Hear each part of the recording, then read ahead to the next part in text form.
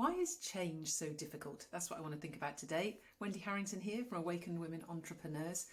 Now, change is an interesting one, isn't it? So if we look at how does our results come about? Where does our behaviour come from? So our thoughts create feelings, and the feelings create actions or behaviours, and those behaviours or actions create our results. Do you agree that that is how it flows? And so our results are coming from the actions, from the behaviours. But where is that coming from? And much of that is coming from unconscious programming and conditioning, which is running. And that's why something can feel right and natural, even if it's not getting us the result that we want. Now, you know that saying as well, insanity is doing the same thing and expecting a different result, from the wonderful Einstein. And it's right, isn't it? We can't do the same things and expect a different result, which is why change feels uncomfortable. And it feels uncomfortable because it's going against the programming, and the programming is this is what feels right and natural. So I heard the wonderful Tim Han the other day, and he said, don't do what feels right, do what will make you great.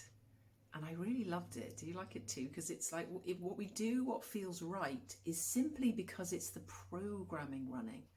That's why it feels right. It feels familiar to us. And so if it's not getting us the results that we want, we're going to have to do something different in order to get some different results. And I was thinking about swimming. So I love to swim. And I wasn't a very good swimmer in my early years. And then I had some lessons when I was about, in my early 20s. I thought I shall get some lessons and I'll learn to swim better. And I remember learning to do the front crawl. And, I used to, didn't do it very well. So I used to do sort of 2 strokes and a breath, and I'd be a bit out of breath.